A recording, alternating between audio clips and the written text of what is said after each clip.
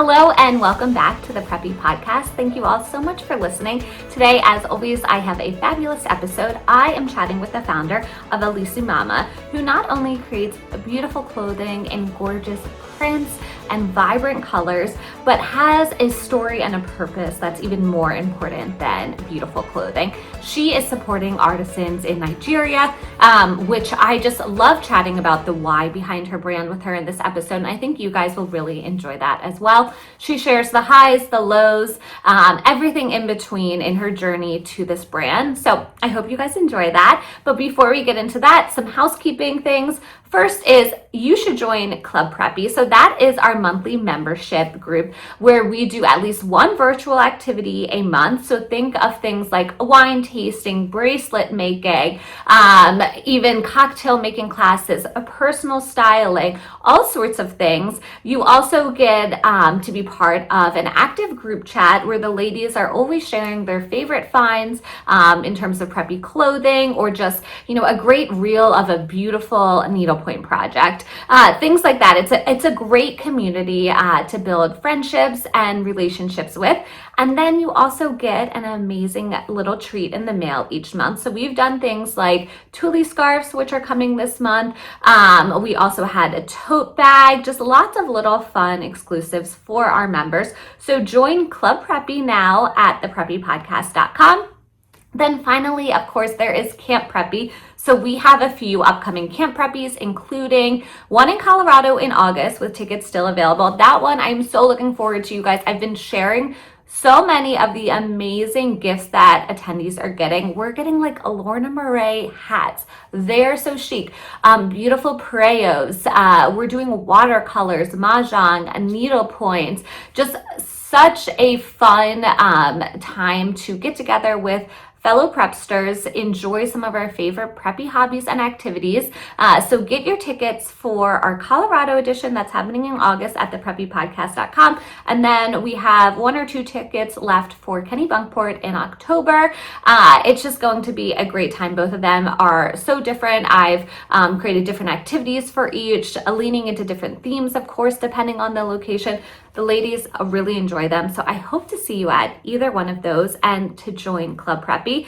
But I had a fun idea today that I thought we would do. And I am going to give a ticket away to our Colorado Camp Preppy to one lucky winner. So basically, to enter, all you have to do is make sure you're subscribed and following along on YouTube, and then also make sure you are following along on Instagram. On Instagram, we're at the Preppy Podcast, and then on YouTube, it's Patricia May Olsen. But if you also search the Preppy Podcast, we will come up. So basically, subscribe on YouTube, follow on Instagram, and then DM the Instagram account letting me know your YouTube handle so that I can confirm that. And then you're entered, and I'm going to pick one lucky winner to attend our Camp Preppy in Colorado in August. The only conditions are A, you have to make sure that you're available for that date, of course, to attend. B, you have to get yourself out there. You're responsible for your flight, drive, train, however you're getting there. And then 3, you are responsible for your hotel. So everyone has to stay at the Westin, our partner for that Camp Preppy. So you're responsible for all those things, but your Camp Preppy ticket is free. You get the goodies, the gifts, the activities, all of that, the activities, and your ticket is on me. So I'm going to give that to one lucky winner, and we are going to run that giveaway. Let's say I'll pick a winner on the 24th, so a week from when this podcast comes out, essentially. And then I might even do it again, so you might have 2 opportunities to win. But good luck, and I hope you all will enter and enjoy this episode of the Preppy Podcast. Okay, well, first let's start at the beginning. Tell everyone who you are, where you live, and what you do. Hi, everyone. My name is Fasaya Che, founder of Elisamama, an artisan-made women's wear brand. We work with Nigerian artisans using traditional dye techniques and Nigerian craftsmanship to make beautiful feminine pieces, joyful, expressive, colorful designs for the modern women. The brand started as really a little flea market exercise, and now we've grown into a brand that's carried by various retailers.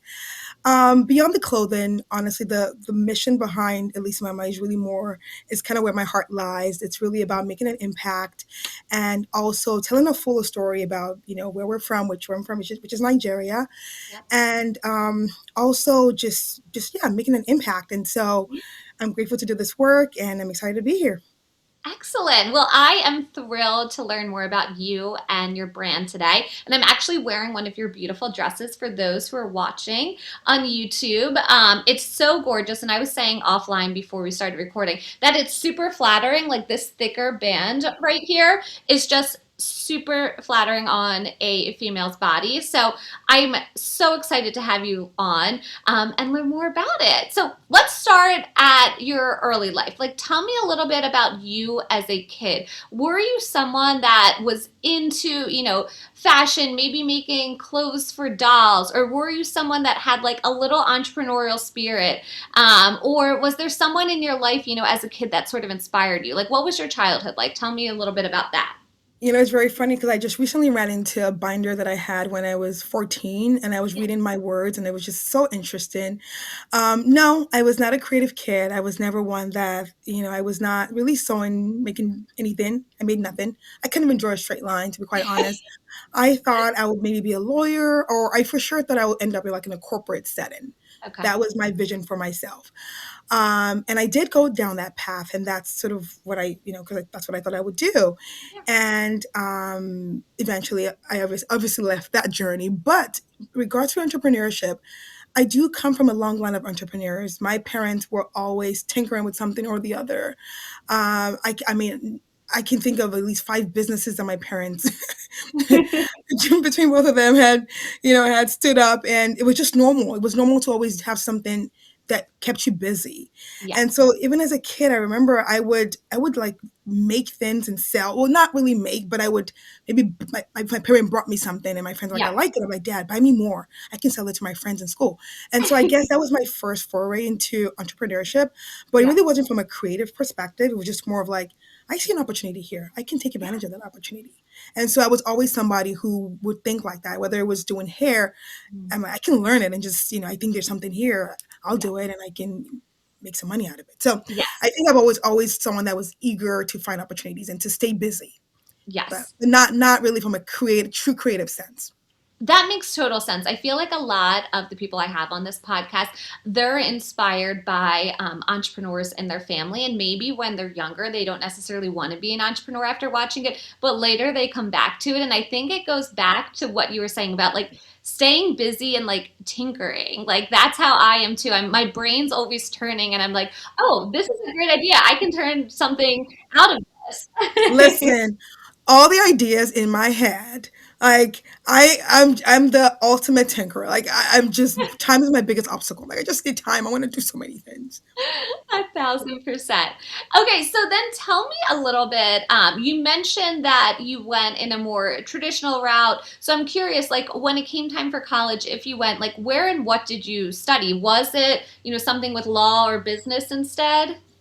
Ended up not being law. I actually was on the path towards going to medical school to be a doctor. And so I got my degree from UCLA, got it in biology, went on to Berkeley, and did some more health related degrees. But yeah, I was never, and then along the line, I realized that, yeah, this medicine isn't really not for me.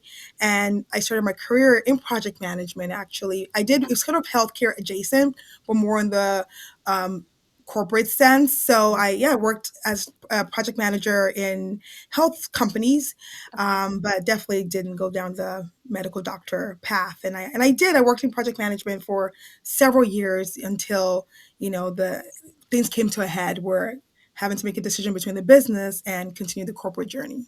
Okay, interesting. So then tell me about where you got this bug for entrepreneurship. Like where and when did you decide to be an entrepreneur, start something on your own and kind of get out of corporate world? So I didn't. Okay, so the journey to Elisamama was really more. I say it's a calling, honestly, more than like a something that I went in with intention. Got It was it. a point in my life where after I had my third child, where I felt like I was going through like a maybe early midlife awakening, where I started to think about what impact am I leaving in this world, and what will my legacy be, and how can I be a part of the difference, part of making a difference, not just for myself but for others. And about that time, I took a trip to Nigeria, and I had a chance to connect with women artisans, and just really, I've gone to Nigeria several times over my life, but during that trip in particular, I always say that I feel like the scales fell out of my eyes, where I was able to really see women, these women who I realized that outside of geography, we're the same. We're people who have children, who are trying to make ends meet, take care of our family, take care of our children, and our own passions. And but for them, they had limitations which were really tied to economy. It wasn't about whether they were talented or anything like that. It wasn't that. They were very well talented, and I thought perhaps I could maybe come alongside of these women. We can maybe make a couple of dresses. I guess maybe when I come back to the US, I go to the flea market, and then that'll be more money than they would have had. And so it was really as simple as that. It was never intended to be anything significant. It started as a kid's brand because I just had my daughter after two boys, so I was a little excited. And so I thought this would be fun, make some little girls' clothing, take to some flea markets. I had time. Like, I have time. I can do little flea markets on the weekend. Yeah. And that's how it started. And here we are today. I love that. It's interesting because when I interview people on the podcast, I feel like they get to entrepreneurship a few different ways. It's either they have this idea, a very specific business idea that they want to do, or they have someone that they know they want to go into business with, but they don't know exactly what the product is or what that business looks like. Or it starts with like that passion of doing something and the purpose, and then it leads back to like, okay, well, what's the product or the business from this idea, this passion, this purpose? So I love hearing that and kind of the why behind everyone's business and brand. And it sounds like you had a strong one there. Yes, yes. And I always tell people that because the why is so strong, that's been my biggest gift in entrepreneurship, because entrepreneurship is hard. There are days where you're just like, what the heck is this? I'm quitting. I'm going to get a job and forget about this. But honestly, the passion and the mission is such a gift, because it gives me the energy like no other. I will figure something out. I would, because I'm like, I'm not going back to these women and telling them that this is over. So we're gonna figure it out. And Yeah. so it's been a real gift to me over the years. Like, when things go up and down, it's like we're gonna hang in there. We're gonna make this work. So Totally. Okay, so you have the idea, you're starting with children's clothing, you're going to sell it at flea markets. Like, what did that look like? How many pieces were you starting with and bringing over here to the States? Like, did you just go to some of these flea markets that you already had relationships with? Like, I'd love to hear those beginning steps. listen, it was scrappy. It was crazy. It was a mess. Let's just call it that. I would just, you said how many, like, we would say maybe even like just 20 pieces or 30 pieces. And and in terms of the flea markets, I would just, whatever was happening that I could get into, anything I can get into. My whole thing was like, you have to stay in motion. So I would just figure out what's happening in the neighborhood, who would take me, and I would just apply and I would just go.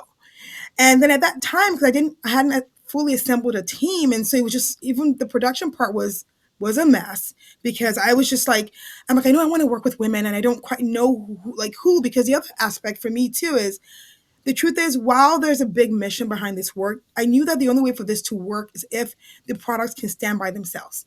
If Mm, the quality was something that was solid, and I didn't want the story to get ahead of the product.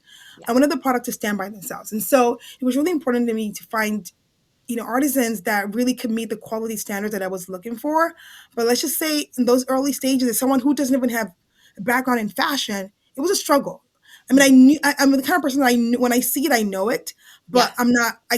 I'm not full of ideas. That's just the truth. Okay. And so it was challenging during that time, sort of trying to assemble our team and figure out who are we even going to work with. And like I said, because I knew that the mission cannot be bigger than the product. Like, the product needs to also hold its own. Stand on its own. Yeah. Yeah, it needs to hold its own. And so that was very challenging in the beginning. And we were just, like I said, it was just a mess, but I figured we'll learn as we go. And yeah, we just started, we get the garments, take it to the flea markets. And I look at it as market research. Some days I would go and just stand there all day, wouldn't sell anything, but I'm like, at least I'm seeing what people are reacting to. So I'm like, Yes. that must be a good one. Okay, cool. I'll make a note of that. So that's how those early days were. I think so many businesses should start with that market research, like getting out there, you as the designer, you as the business owner, and getting in front of people. And like you said, you might not sell anything, but at least you're narrowing down the product assortment and figuring out what people are reacting to, whether it's a color, a pattern, a silhouette. Like you get that, and then that helps you build the brand and grow it, right? Yes, absolutely, absolutely. It was very important during those days. I mean, I had nothing else to do, so I was like, might as well get outside and see what research I can gather. Yeah.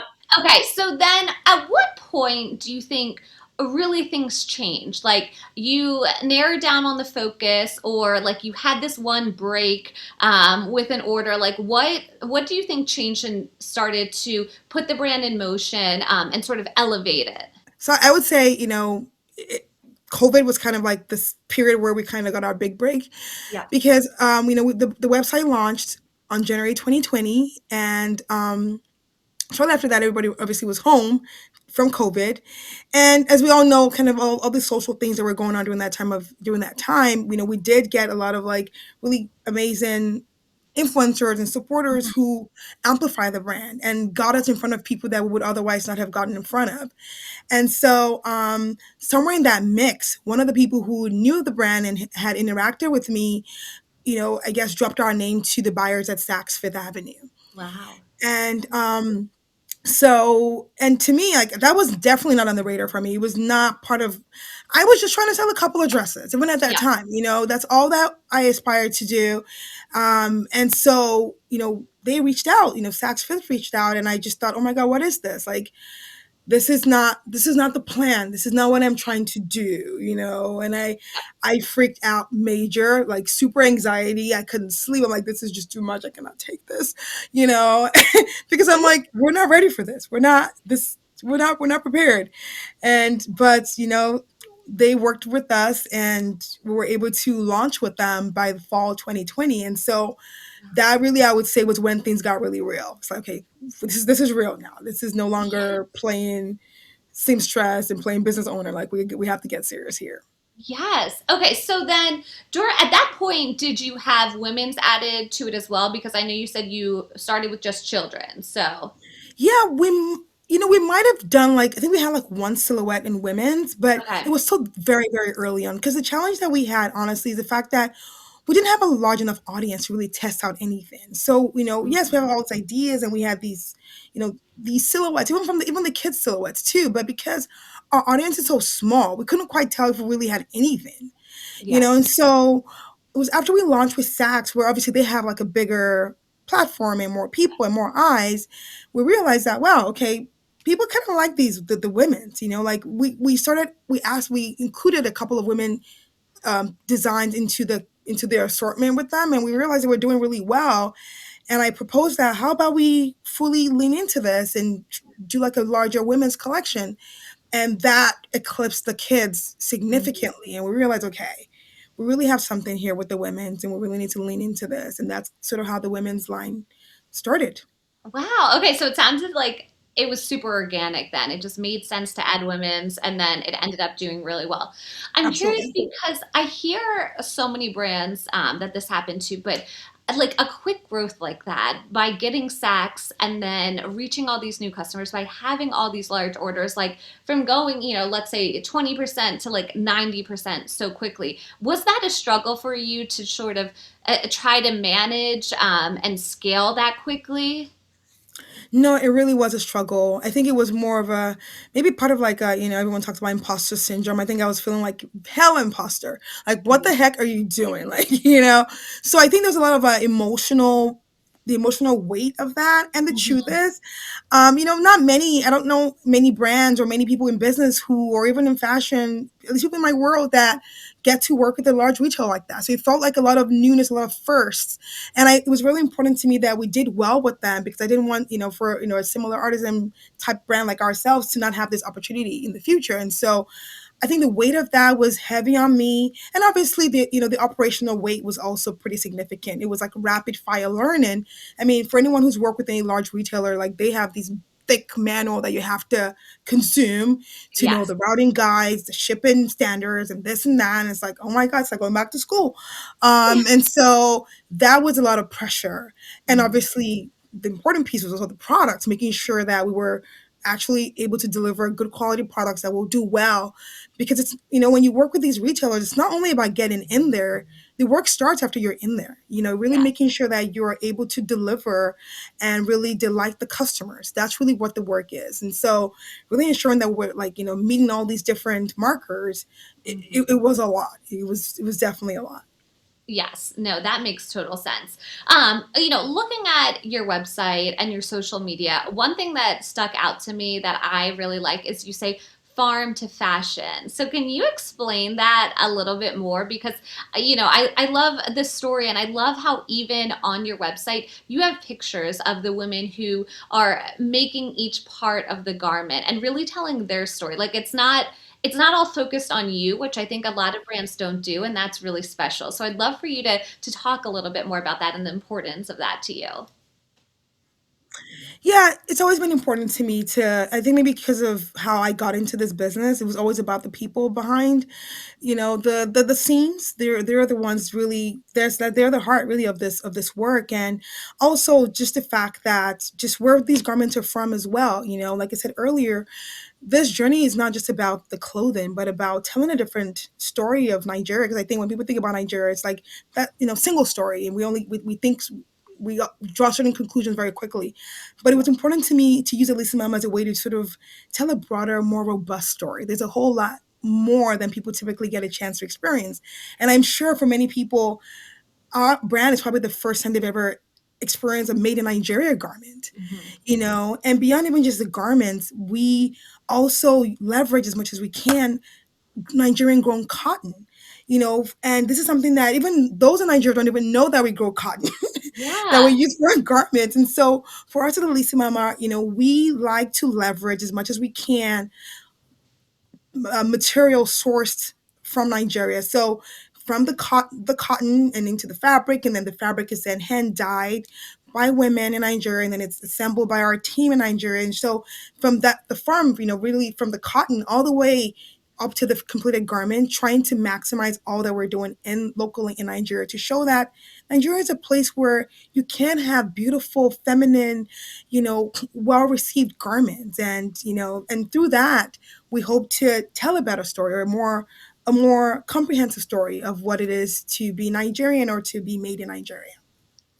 I think you do such a great job with storytelling with your brand. Like I said, I loved reading about the why, about the women behind the garments, about the process. It was very fascinating, and I learned so much.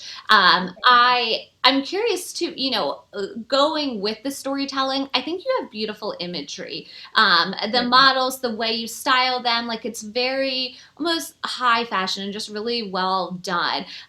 Can you explain a little bit about that? Like maybe your thought process, how you come up with what those photo shoots look like, the models, or even more like designing a collection, like what that inspiration looks like for you. I'd love to hear more of like the creative side.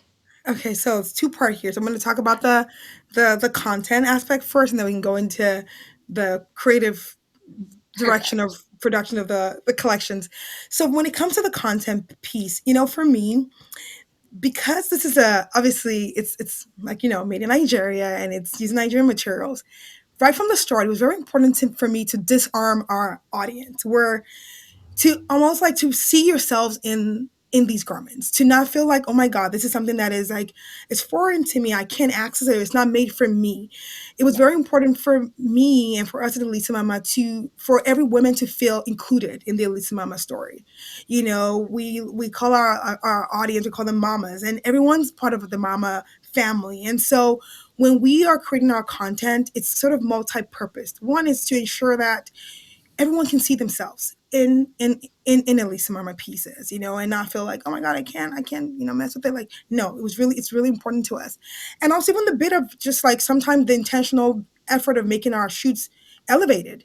Mhm. It's also part of that storytelling, because I think people have a certain maybe stereotype in their mind when they think about, made in Africa or made in Nigeria, and to show that there's the story is robust. The story is comprehensive. It's not just one, it's not singular. The story is Hmm. comprehensive. And so it's a lot of work. But then even beyond that, we also are also committed as part of the whole storytelling and education, which is why I think many of our mamas come to us because they love to see Lagos, they love to see Nigeria, they love to see it takes them to a world that they would otherwise not have a chance to experience. And so for them to get insights into our world in a very like normalized way where it's not super, just making it just the educational bit is also fun for our audience. And so we try to do Yes. that too through our content, showcase like showing me in the market, showing the team, and just showing the human aspect of who we are and what the brand is about. So it's kind of like multifaceted. Yeah, no, I love that though. Education and just showing the beauty of the garments too. Um, so that's the bit on the content. Now when it comes to the Okay. design, so like I've said, I'm not your typical designer. I'm not like drawing, sketching with my notepad. That's not me. One thing that I am, and that informs a lot of what we do at Elisa Mama, is I'm a very practical person. I'm very practical. I my clothes have to serve me, not the other way around. I don't look at garments as something that should become a burden on me.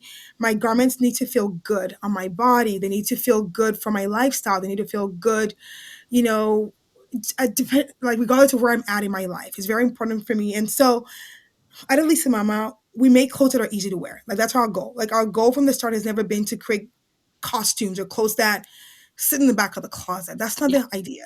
The goal is to make garments that become part of your your everyday life. And so that's largely what informs how we design. And obviously, we're designing for the modern woman, and the modern woman is complex. She might be a mother who's running from her job to maybe dinner, or running, having to go grab coffee or go here and go there. And so keeping that in mind, is really key for us as we design our collections. And so, like making sure the clothes have pockets. And we also know that, like, yeah, because I mean, oh my God, like who wants to wear clothes that don't have pockets? Like that is such a, it's so rude, And so making sure as much as we can to ensure that our clothes have pockets. Mhm. And then we also know that women's body is changing. Like, as much as we try to deny it, our bodies change. And so making sure these garments are garments that kind of have room to grow with you. Hopefully we're not growing too much, but hey, whatever, you know, have room to grow with you and not make you feel so self-conscious. And so, so yeah, the whole idea is and to really offer value. We know that, yes, like I said, the mission is really important to us, but in order for us to fulfill our mission, we have to create great quality garments, great quality products. And people have to be able to love the product even without knowing the story. And Yes. that's our goal. And so anything that will help us get there, that is sort of what we do and we lean into when we're thinking about our designs. Yeah. I hope And I I answered think, the question. yeah, no, that was great. I think hearing it, it sounds like, I think a story makes someone interested at first and makes them want to buy it, but having a great product makes them a repeat customer and come back, right? Absolutely. And Yeah. repeat customers are everything. And that such huge validation for us when we see the customers when they come back. We're like, yes, we're doing something right. Yes. So I'd love to hear a little bit about the name. How did you come up with that? Like, tell me. And I love how then you said we call our customers the mamas. Like, so it sounds like that was intentional then. Yeah, honestly, there wasn't any like deep market research. 'Cause remember, this came at a time where I was just tinkering, didn't think anything of this. I didn't know that I would eventually be sitting here with Patricia one day having to defend this name. But the name is actually inspired. My daughter's Elisa. My youngest is Okay. Elisa, and then her nickname is Elisamama. Actually, we used to call her Elisamama. And so when I was thinking about this fun little project that I had, I thought I'll just name it after Elisamama, because obviously it was inspired by the fact that I just had a girl and remember with the little kids bit about it. Who knew? I guess now it's a mama brand, right? See, Yeah. things have a roundabout way of working out. But yeah, it was really just inspired by my daughter, Elisa. That's so sweet. She's probably going to be so proud that she has a Oh little gosh, niece. she tells everybody, I have a business. She's like, do you have a business? I have a business. I love her. Does she hold that against your sons? Oh yeah, oh they're so jealous and like, how did she get to the called? How did he get to name it after her and all that? But yeah, she's Oh so my proud. gosh. Oh, that's so funny. What, and I think I know the answer to this question, but What brings you the most joy, or what's been the best part about having this business? And then what do you think's the greatest challenge or the hardest part?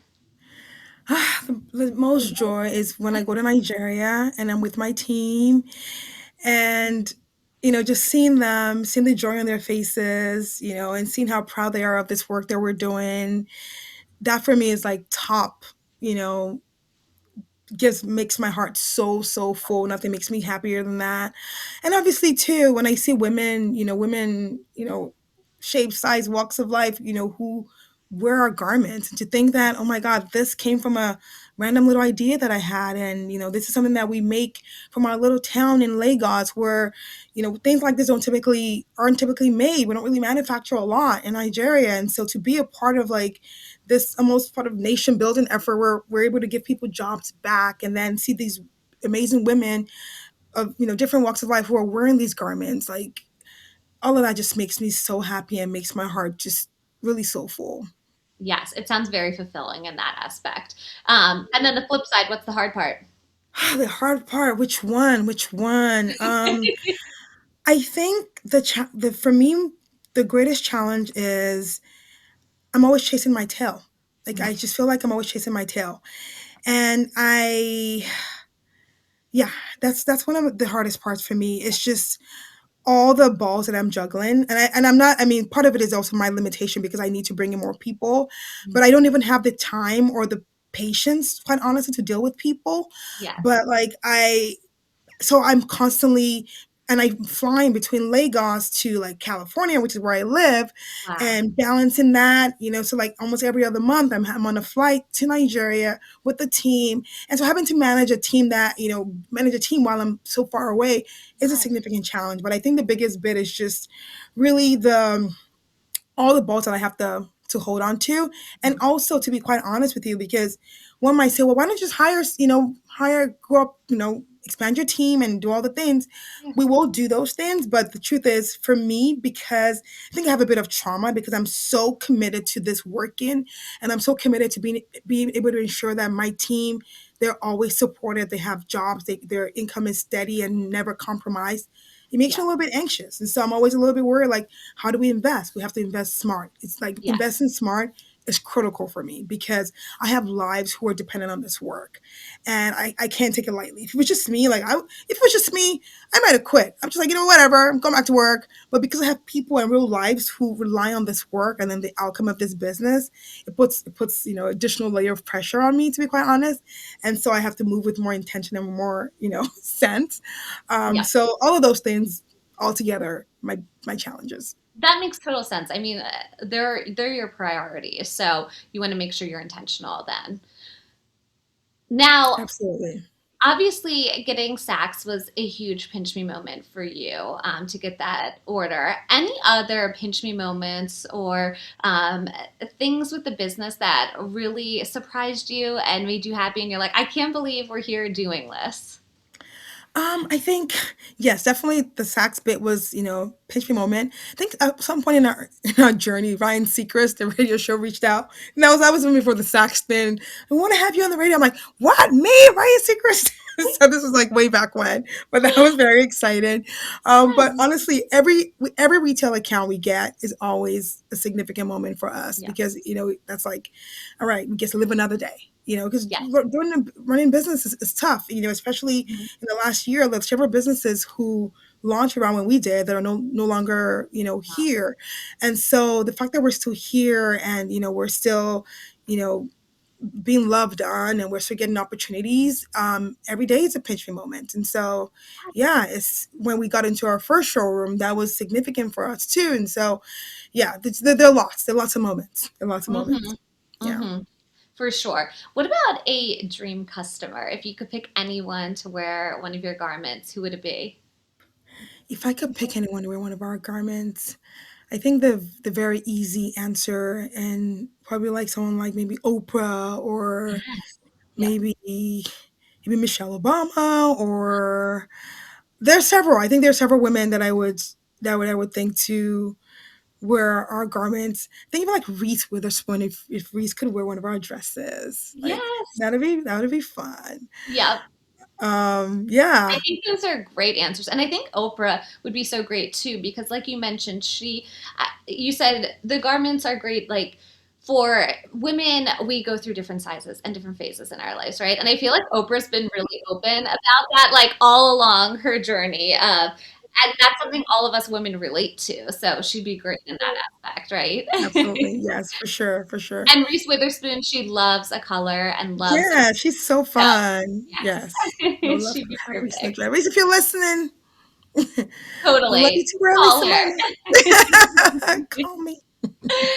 What about a resource for listeners? Like, is there a newsletter, a group, a book, something that's helped you along the way that you could recommend to listeners? You know, I have several resources, but I would say the most useful resource are other businesses, Mm. especially other business owners, especially those at the same level Hmm. that I'm at. Because a lot of time we tend to want to aspire to connect with those who perhaps have had greater success than we have, Yes. but missing the fact that those our peers are also a wealth of resource and they're more accessible. Yep. And so I found a lot of value in the business friends that I've made, because in those moments where I'm just like, burn this up, I'm tired, I don't know what to do, they've been there to encourage me, they've been there to give me resources and tips that have met me exactly where I was at. And so I would say for sure it's the other women in this journey with me have been my greatest assets, greatest resource, and have kept me going more than anything else. I mean, yeah, we all have the podcasts and the books and things like that, but definitely I would say the relationships that I've made in this journey have been really wonderful. I would also say, I'm going to plug the Southern Sea. Yeah. Um, joined Southern Sea late last year, went to their summit, and that was also such a treat and such a delight to be in the company of so many women. But same deal, it still comes down to the women that you get to interact with and to meet in forums like that, and it's just really incredible to have that sort of kindred support. I Yes. couldn't emphasize it enough. It's all about the community, right? Whether it's a formal community like the Southern Sea or friends that have businesses that can give you advice and or commiserate with you. I always say that too. Commiserate with you. Because I love when you're like, when you're ready to burn it all down. And I've been there. I think every entrepreneur has been there at one point. Absolutely, absolutely. Those relationships are key. They're crucial. What is your favorite piece on your website right now, would you say? Like, which piece are you just absolutely loving? Is it what you're wearing, maybe, or something I think different? so. I think so. I love this dress. It's like a caftan style. It's a on Natch dress, NAJ, and I just love how I just love how easy it is. I love ease. I love how easy it is. It's just like, and it's so flattering, and it's so like, yeah, it just feels nice, and I Mhm. really love it. The color is great. I love Yeah, the yeah, color. Yeah. yeah. So I really love this dress. It's just very easy. It feels really nice, and it's very, our mama's though favorite dresses are our short dresses. We have our Faye dress is like our number one bestseller. It's also very flattering. Everyone like loves that silhouette. It's a short dress, button down, and it's top down fan favorite piece within the Okay. Elisa Mama assortment. But for me personally, this is my favorite dress. Okay. We'll have to check that silhouette out then for anyone listening who's new to the brand. Maybe start I there. always suggest, like, if you're looking for a good place to start, that's the one place you want to start, and you would get a lot of use out of that dress. Because, as you said, that's important to us. We want you to get dresses that you would reach for. It will be top of mind for you, not like sitting in the back of the closet. So. Yeah, 1,000%. Now, since this is the Preppy podcast, I always ask everyone, what does Preppy mean to you? So, how would you describe Preppy? Yeah, I was thinking about that question from an Elisamama perspective and even from a personal perspective. Yeah. For me, preppy isn't just about like a specific look or a specific aesthetic. For me, it's more like a feeling. Yeah. It's a feeling. It's like ease, it's like it's intention, and whatever that means for you. And Yeah. so for us, that feeling is joy with colorful designs and just bold expressive designs that make you feel happy and just put a pep in your step. Yeah. That's Um, so perfect. that's how I would describe it. Yes. I love that answer. Now, I'm curious, any sneak peeks, any things you're working on that you can share with listeners, whether it's a collection that's going to be coming out in a few months or, a new store that you'll be carried in, anything you want to share? We do have some exciting things that are sort of bubbling up. Too soon to share, though. Okay. Too soon to share, but hopefully, I don't know when this will launch, and maybe by then we can share that. You can put it in the notes. But we just went to market with our fall collection, and I'm so excited about it. We have we continue to challenge ourselves and thinking like, how else can we incorporate more of the the Nigerian element into this into our collection, and we tested our hands on some alternative materials Oh, this for our fall collection, and we're just excited to, you know, the truth is there's a lot of fashion brands out there, a lot of dress brands, but we're so excited that we through Elisamama we're able to bring a different point of view and really introduce women to design techniques and styles that they would otherwise not have access to. I mean, I know many brands produce like in China or in India or Asia, or wherever else, but like we are just proud that we're able to bring something new and fresh to women, across the U.S. And so we have some really amazing things coming up in our fall collection. So I cannot wait for it to launch. I'm so excited for that. I love how you brought up, bringing something unique and different because one of the pet peeves of mine is showing up to an event and like there's five girls wearing the same dress, You from wouldn't the have same that problem with brand. Elisa Mama. I can Yes. assure you. You wouldn't.